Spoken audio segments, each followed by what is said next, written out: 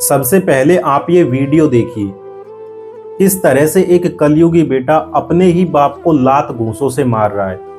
बाप नीचे गिर जाता है, उसका सिर फट जाता है, बेहोश हो जाता है। उसके बाद भी ये अपने ही बाप को घसीट घसीट कर मारता है। जिस बाप ने इसका सर्जन किया, इसको पाल पोस कर बड़ा किया, उसको ये इस तरह से मार रहा है।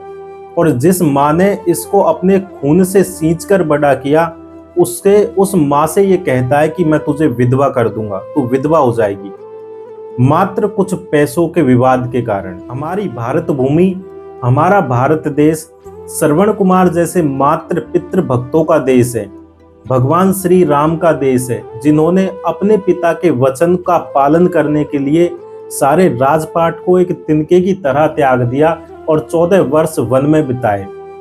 जिस भारत ने पूरी दुनिया को जीना सिखाया, जो भारत कभी पूरी दुनिया का विश्व गुरु हुआ करता था, उस भारतीय समाज की आज ऐसी दुर्दशा है। इस कली काल ने लोगों की बुद्धि को अपना ग्रास बना लिया है।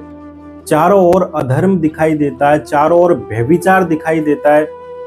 धर्म का मानो लोप हो गया है और अधर्म धर्म के ऊपर हावी होता जा रहा है।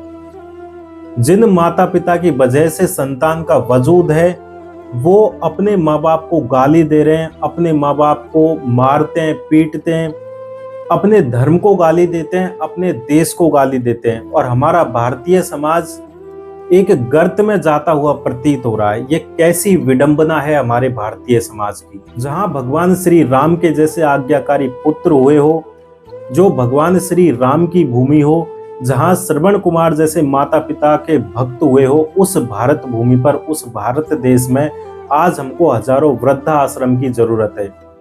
जहां 3-3, 4-4 संतानें होते हुए भी और अच्छे प्रतिष्ठित पदों पे होते हुए भी, घर में कोई कमी ना होते हुए भी, अपने ही माँ बाप को, अपने ही माता पिता को लोग वृद्धा आश्रम में छोड़ जाते हैं। इससे बड़ी विडंबना और क्या हो सकती है हमारे समाज की।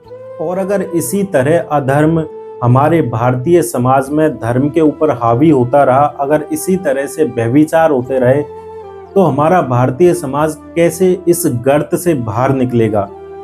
जब जब पृथ्वी पर धर्म के ऊपर अधर्म हावी हुआ, तब तब भगवान ने स्वयं पृथ्वी पर अवतार लेकर अधर्म का नाश किया।